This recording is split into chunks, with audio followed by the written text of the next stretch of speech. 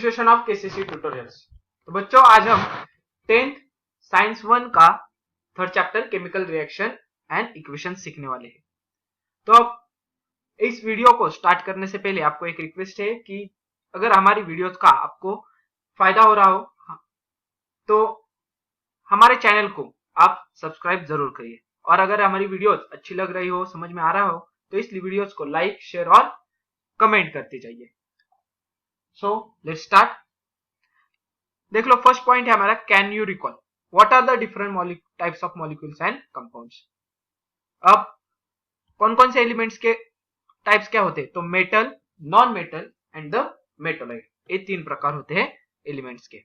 Second है हमारा, what is mean by the valency of elements. अब वैलेंसी क्या होती है?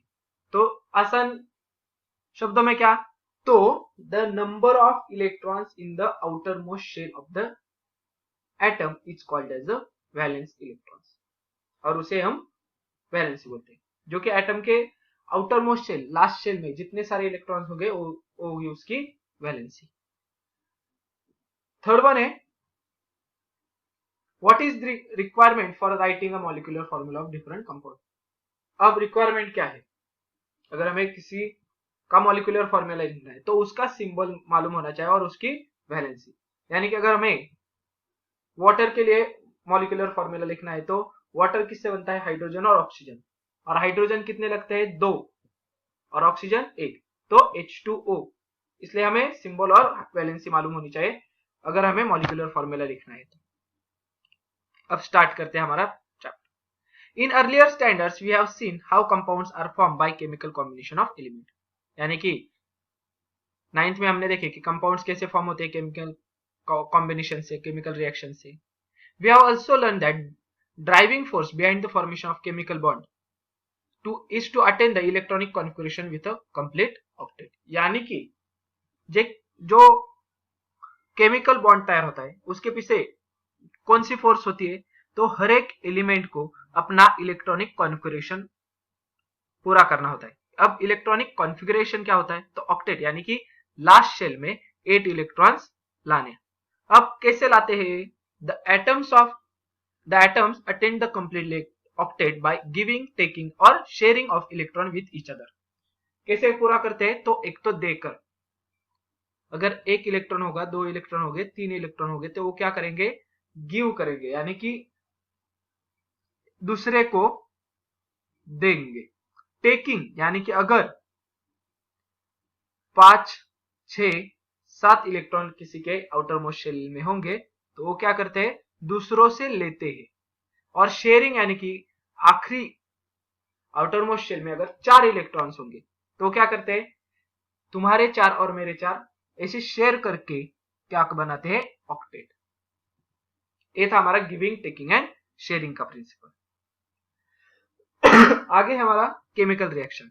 अब केमिकल रिएक्शन होता क्या? Some of the scientists of 18th and 19th century carried out fundamental experiments on chemical reaction। अब साइंटिस्ट ने 18th-19th सेंचुरी में कुछ एक्सपेरिमेंट्स किए। They prove that from their experiments that during chemical reaction composition of the matter changes। यानी कि chemical reaction जब होती है तो कंपोजिशन ऑफ मैटर चेंज होता है, उसके अंदर जो कंपोजिशन होता है वो चेंज होता है। And that changes remain permanent, और एक परमानेंट चेंजेस होते हैं जो केमिकल रिएक्शन की वजह से होते हैं, यानी कि रिवर्सिबल, हम वापस जा नहीं सकते। On the contrast, during physical changes only the state of matter changes. Physical changes में सिर्फ स्टेट चेंज होगी, and the changes is often temporary, और चेंजेस बहुत बार टेम्पररी होते। अब इसका एक एग्जांपल देता हूं, देख लो। परमानेंट का, यानी केमिकल रिएक्शन जैसे होती है, देख लो। अगर हमने कोयले को जला डाला तो कोयले का रिएक्शन होता है ऑक्सीजन के साथ और CO2 फॉर्म होता है, और CO2 क्या है? अब देख लो, गैस। तो इसका पूरा कंपोजिशन अलग है और ये चेंजेस परमानेंट है। हम वापिस उस धुएं को अगर कूल डाउन करेंगे, जलाया था यानी कि हीट किया था, उस धुएं को कूल डाउन करेंगे तो हमें कोयला वापस नहीं मिलता, यानी कि ये रिवर्सिबल नहीं होते, परमानेंट। एक बार चेंजेस हो गए वापस नहीं मिलेंगे। ऑन द कॉन्ट्रास्ट देख लो क्या है? स्टेट ऑफ मैटर चेंज होती है। देख लो, इसका एग्जांपल है सबसे बढ़िया आइस। अगर आप आइस को हीट करोगे वाटर बनेगा, वाटर को हीट करोगे वाटर वेपर बनेगा, वाटर वेपर को कूल करो, अगेन आपको लिक्विड मिलेगा, लिक्विड को कूल कर दो, अगेन आपको आइस मिलेगा, यानी कि रिवर्सिबल है, टेम्पररी चेंजेस होते हैं और सिर्फ स्टेट उसकी चेंज होती है। तो इसी से हमें अब क्या करना है कि कौन कौन से चेंजेस फिजिकल है, कौन से केमिकल है, ये देखना है। तो चलो हम एक टेबल सॉल्व करते हैं अब। तो इसमें क्या करना है देख लो, transformation of ice into water. Ice और वाटर का हमने क्या बोला है, फिजिकल, क्योंकि वो रिवर्सिबल हो सकता है। कुकिंग ऑफ फूड, केमिकल, क्यों, एक बार अपने सब्जी बना दी और आपका मन नहीं है अब खाने का, तो आप सब्जी से वापिस जो भी चीजें उसमें जो मसाला वगैरह जो डाला था, पानी अलग कर सकते हो क्या, रिवर्सिबल है, कंपोजिशन चेंज हो गया है। अब देन राइपनिंग ऑफ फ्रूट, ये भी क्या है, केमिकल चेंजेस, उसका कंपोजिशन चेंज होता है। मिल्क टर्न इनटू कर्ड, ये भी क्या है, chemical changes. Evaporation of water, evaporation of water देख लो, क्या इवेपोरेशन ऑफ वाटर हो गया, यानी कि उसकी वाफ हो गई, उसे कूल डाउन करेंगे और अगेन लिक्विड हो गया, सिर्फ स्टेट चेंज हो गई थी, इसलिए physical. Then digestion of food in the stomach, stomach में डाइजेशन, एक क्या है, केमिकल चेंज है। Size reduction of naphthalene balls expose to air, ये भी नेफ्थेलिन बॉल्स का क्या होता है, रिएक्शन होता है, chemical reaction. Then staining of Shahabadi और Kadappa tile by lemon juice, अगर हमने लेमन जूस गिराया शाहबादी टाइल्स और कडप्पा पे, तो उस पे स्टेन्स यानी कि दाग आते हैं, तो हम वो एक बार उसकी केमिकल रिएक्शन हो गई और रिवर्सिबल नहीं होता, तो क्या होती है, केमिकल रिएक्शन, उसमें से साइट्रिक एसिड और कडप्पा की शाहबादी फर्शी की रिएक्शन होती है। Breaking of glass object on falling from the height, अब हाइट से क्या हो रहा है, कांच नीचे गिर रही है, तो ये भी क्या है, केमिकल रिएक्शन। तो ये पूरा चार्ट आप लिख के ले लो पूरा, हाँ स्क्रीनशॉट लेके रखो। ओके, अब ये इरेज कर देता हूं, आगे देख लो। Note, do the following activities in a group of friends, take help of teacher wherever necessary, यानी कि आपको जो नीचे एक्सपेरिमेंट दिया है, ये आपको ग्रुप में परफॉर्म करना है। देख लो क्या क्या ऑपरेटर्स लगने वाले, कौन से आपको सामग्री लगने वाली है, थर्मोमीटर, इवेपोरेटिंग डिश लगेगी, ट्राइपॉड स्टैंड लगेगा, फनेल लगेगा, और बेंसन बर्नर यानी कि बर्नर नीचे वाला। केमिकल्स लगने वाले हैं आपको, लाइम वाटर यानी कि चुनखड़ी जो होती है, कॉपर सल्फेट लगने वाला है, calcium chloride, potassium chromate, zinc dust, sodium carbonate and phthalic anhydride, ये सब केमिकल्स आपको लगने वाले। प्रोसीजर आपको क्या काम करना है, carry out the activities 1 to 5 as given below, read and record the temperature in the activities 2 and 4, और 2 and 4 वाली जो एक्टिविटी है उसका हमें टेम्परेचर भी मेजर करना है। देख लो, ये 5 एक्टिविटीज है, अलग अलग है। Take a spoonful of limestone water in a evaporating dish, अब इवेपोरेटिंग डिश में आपको क्या करना है, लाइम वाटर लेना है। तो उससे पहले मैं ये सब जो एपरेटस है उसके बारे में बता देता हूं पहले, कुछ बच्चों को मालूम नहीं होगा तो। ये हमारा बेंसन बर्नर, ओके, ये उसकी फ्लेम, ये बेंसन बर्नर, ये ट्राइपॉड और उसका वायर गेज है, इसे 3 लेग्स होते हैं, इसके लिए ट्राइपॉड बोलते हैं। ये है इवेपोरेटिंग डिश, और क्या था, फनेल दूसरे एक्सपेरिमेंट में लगने वाला है, तो यहाँ पे नहीं ड्रॉ किया है।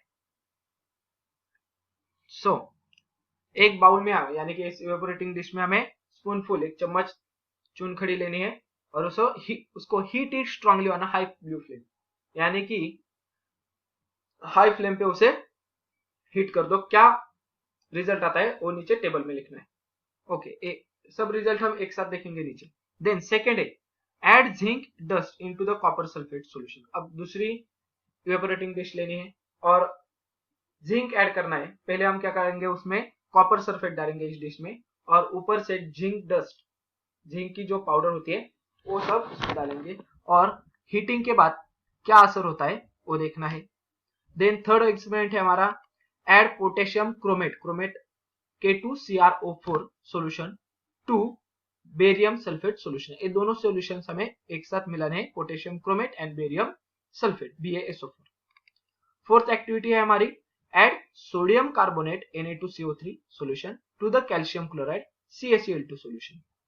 तो इसका क्या होता है, अब देख लो, इसकी रिएक्शंस हमें आगे दी है, इसलिए मैं यहाँ के जो रिएक्शंस यानी कि रिएक्टेंट एंड प्रोडक्ट ये आपको अभी भी नहीं है क्या होते हैं, यानी कि इसकी रिएक्शन क्या होगी वो सब मैं आगे बताने वाला हूँ।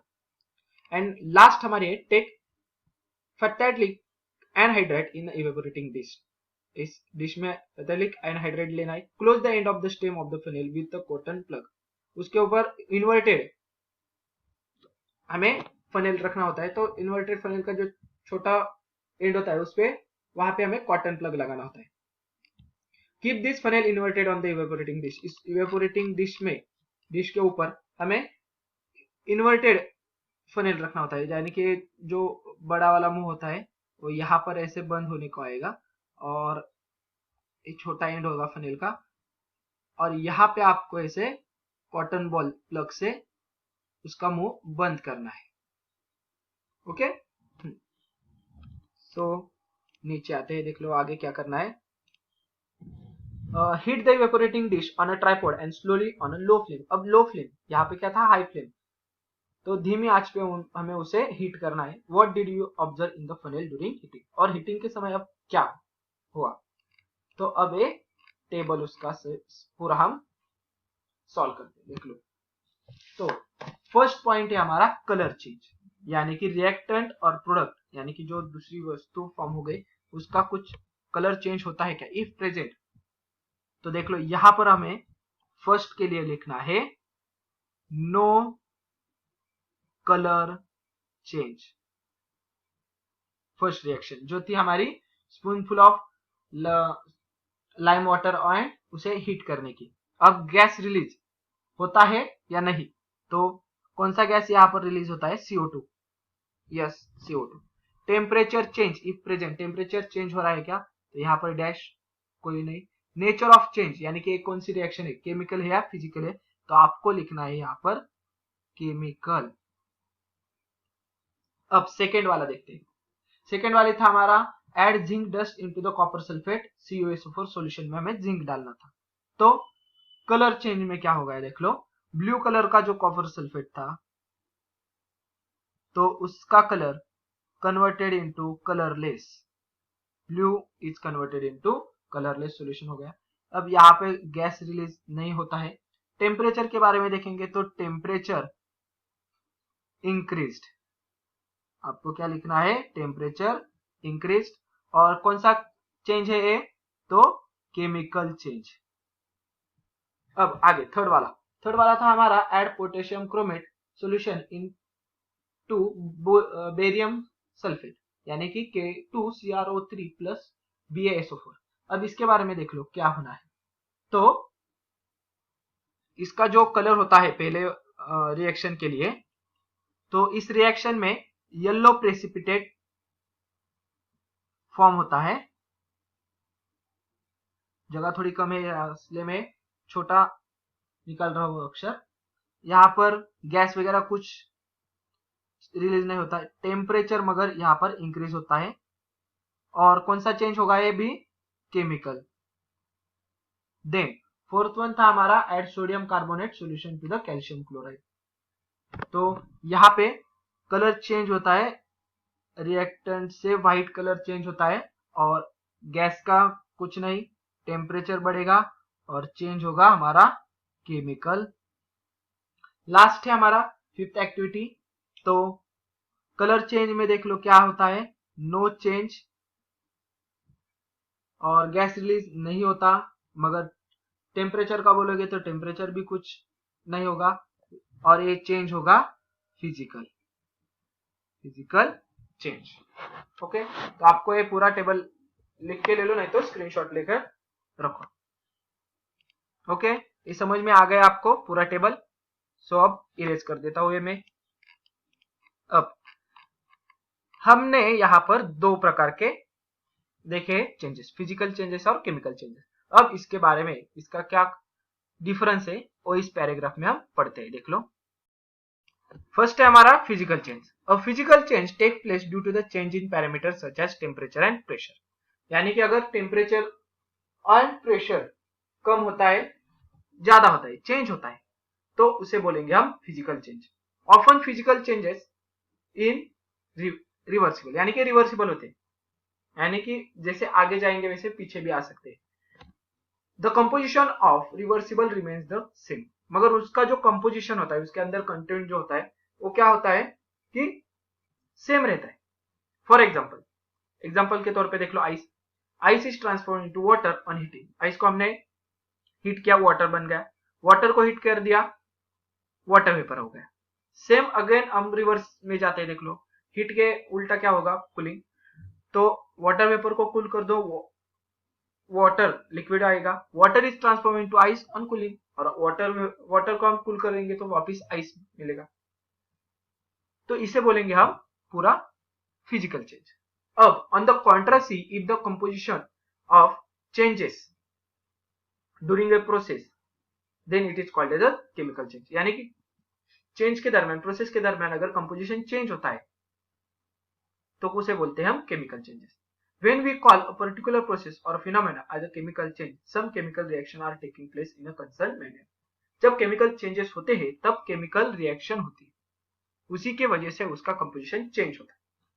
A chemical reaction is a process in which, यानी कि यहाँ पर केमिकल रिएक्शन क्या होती है देख लो, in which some substance undergo bond breaking and transform into new substance by formation of new bonds. यानी कि कुछ सब्सटेंस क्या करते हैं, अपना जो पहले वाला बॉन्ड होता है उसे ब्रेक करते हैं और नया सब्सटेंस तैयार करते हैं। कैसे? तो by formation of new bonds तैयार करके, सिंगल बॉन्ड, डबल बॉन्ड, ऐसे। The substance taking part in a chemical reaction are called reactant. अब आपको डेफिनेशन आ सकती है fill in the blanks MCQ में। रिएक्टेंट क्या होता है? The substance taking part in the reaction, जो सब्सटेंस पार्ट लेता है रिएक्शन में उसे हम बोलेंगे reactant. Whereas the substance formed as a result of chemical reaction, और केमिकल रिएक्शन होने के बाद जो नया सब्सटेंस फॉर्म होता है उसे बोलेंगे हम product. For example, formation of carbon dioxide by combustion of coal in air is a chemical reaction. Chemical reaction का एग्जाम्पल क्या दिया है हमें? कार्बन डाइऑक्साइड गैस कैसे फॉर्म होता है। तो जब हम कोल यानी कि कोयले को एयर हवा में जलाते तो हवा का जो ऑक्सीजन होता है उसके बीच, ऑक्सीजन और कोयले के बीच रिएक्शन होती है, तो ये दोनों क्या हो गए? रिएक्टेंट्स। इनकी रिएक्शन हो गई ना। In this reaction coal and oxygen are the reactants, क्योंकि कोल यानी कि कार्बन होता है, कोल में कार्बन होता है, एंड ऑक्सीजन जो कि एयर में से आता है, इनके बीच रिएक्शन होती है, हो गए रिएक्टेंट्स। तो देख लो कैसे होगा, C+O2 while carbon dioxide is product, और क्या फॉर्म होता है? कार्बन डाइऑक्साइड, तो उसे बोलेंगे, कार्बन डाइऑक्साइड को बोलेंगे हम product. A chemical reaction is represented by writing a chemical equation, और केमिकल रिएक्शंस को हम कैसे रिप्रेजेंट करेंगे? बाय राइटिंग केमिकल इक्वेशन लिख के। अब केमिकल इक्वेशन क्या होता है सब ये हम अगले हमारे पार्ट में देखेंगे। ये था हमारा इस चैप्टर का the chemical reaction and equations का फर्स्ट पार्ट। अगर ये वीडियो आपको अच्छी लगी होगी तो please like, share and comment on this video. और अब तक हमारे चैनल को आपने सब्सक्राइब नहीं किया होगा तो प्लीज सब्सक्राइब आवर चैनल। इस चैनल को ज्यादा से ज्यादा शेयर करते जाइए, सब्सक्राइब कीजिए, और thank you for watching. Good bye.